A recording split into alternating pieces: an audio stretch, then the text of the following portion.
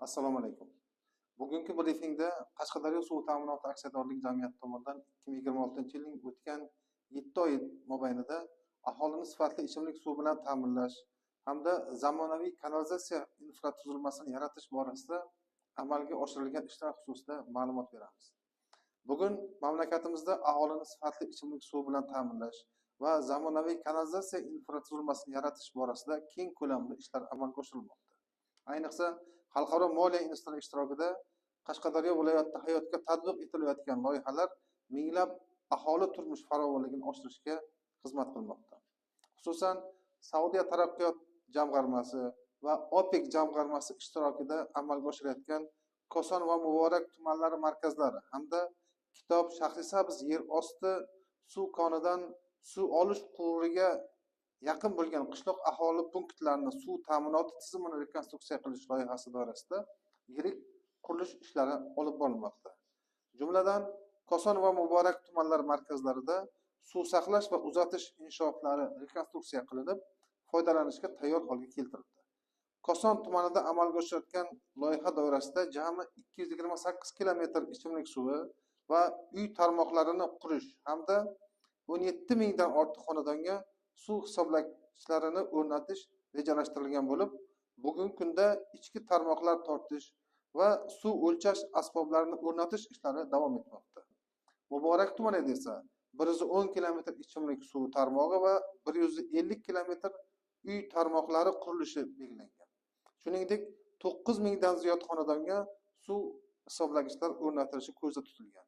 Ayni vaqtda qurilish ishlari 92% ga bajarilib, loyiha yakunlanish arafasida turibdi. Loyihaning muhim qismi hisoblangan Dodiq uchastkasida 21 ta suv qudug'ini burg'ilash ishlari to'liq yakunlandi. Shuningdek, elektr ta'minoti tarmoqlari, kollektor quvurlari va suv rezervuarlarini qurish ishlari davom etmoqda. Bu ishlar kelgusida hudud aholisini barqaror va uzluksiz ichimlik suvi bilan ta'minlash imkonini beradi. Shu bilan birga, Yevropa tiklanish va taraqqiyot banki ishtirokida amalga oshirilayotgan Qarshi shahri kanalizatsiya tizimini rekonstruksiya qilish va qurish loyihasi ham jadal suratlarda davom etmoqda. Loyiha doirasida sutkasiga 60 ming kub metr oqova suvni tozalash quvvatiga ega zamonaviy inshoot barpo etish, qariyb 149 kilometr kanalizatsiya tarmoqlarini qurish va rekonstruksiya qilish, shuningdek nasos stansiyalarini modernizatsiya qilish ishlari nazarda tutilgan. Hozirgi kunda oqova suvlarni tozalash inshootida qurilish ishlari qariyb 3dan 1 qismiga bajarildi. Yangi kanalizatsiya tarmoqlarini qurish ishlari davomida esa 30 kilometr bosimli quvurlar yotqizildi.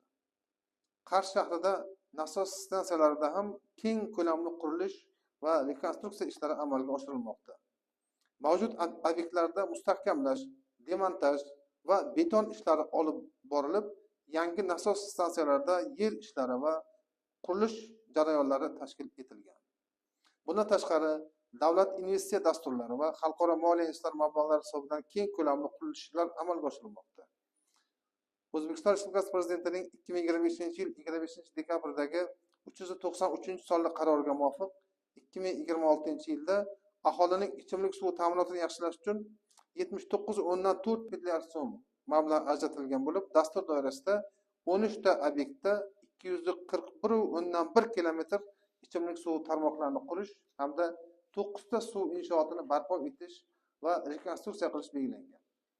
Joriy yilning dastlabki 6 oyida 31,3 milliard so'm mablag' o'zlashtirilib, 54,9 kilometr ichimlik suv tarmoqlari tortiladi hamda bitta suv inshooti qurib bitkaziladi. Ayni vaqtda Ko'kdala tumanidagi Beshchashma suv olish inshooti, Ayritom va Sho'rquduq mahallalari hamda Qarshi tumanidagi Chaman mahallasi hududida barpo etilayotgan Yangi O'zbekiston massivida ichimlik suvi va oqova suv tizimlarini qurish ishlari davom etmoqda. G'uzor tumanidagi Afg'onbog' mahallasida 21,3 kilometrlik yangi suv tarmoqlari qurilmoqda. Qamashiq tumanida esa 7 ta mahallada jami 119 kilometr ichimlik suvi tarmoqlarini barpo etish ishlari olib borilmoqda. Hozirga qadar 17,3 kilometr tarmoq qurildi. Chiroqchi tumani Do'stlik mahallasi Egrikul qishlog'ida esa ichimlik suvi tizimlarini qurish ishlari yakuniy bosqichga yetgan bo'lib, rejalashtirilgan 6,2 kilometr tarmoqning qariyb barchasi tortildi.